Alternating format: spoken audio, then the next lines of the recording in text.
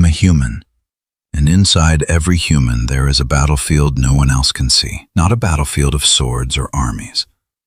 A battlefield made of silence, made of thoughts that rise and fall like waves no one else can hear crashing.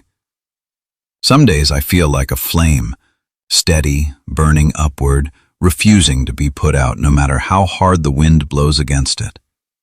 I want to stand for what is right, even when standing alone feels heavier than staying silent. Other days I feel like still water, calm, patient, reflecting whatever is placed in front of it without distortion. In those moments, I understand mercy.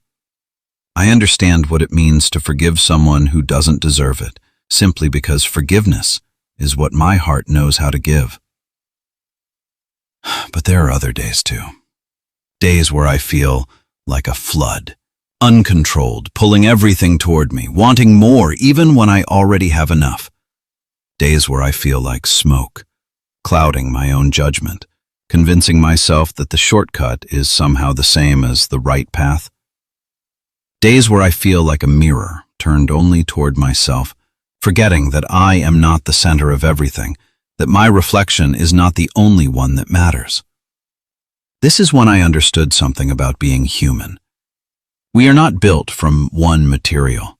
We are built from contradictions standing inside the same chest. The flame and the flood live in the same heart. The still water and the smoke breathe through the same lungs. And between these two forces, there is a constant negotiation happening, one most people never even notice is taking place. One side speaks the language of comfort. It says, "Why suffer for what's right when wrong is easier?" The other side speaks a quieter language, one that doesn't shout, but never fully goes silent either.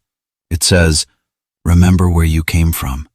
Remember who placed this conscience inside you, and why." When the loud voice wins, something settles inside the chest like dust after a storm, a weight with no name, a heaviness no one outside can measure. But when the quiet voice wins, something else happens. A kind of clarity spreads through the body, the kind that no possession, no achievement, no applause has ever been able to recreate. That clarity only arrives in one place, in nearness to the one who placed both voices there in the first place. I have come to believe that the real war of a person's life isn't fought against other people. It's fought in this private chamber where no one is watching, where no one can testify to what was chosen. The world only sees the outcome. It never sees the negotiation that happened before it. In the deep hours of the night, when everything outside goes quiet, this negotiation becomes the loudest. That's when the two paths at the door of the heart become most visible. One path leads toward remembrance. The other leads toward forgetting. And the strange thing about being human is that we were given the capacity to walk either one by design, not by accident. Maybe this is the entire secret of existence.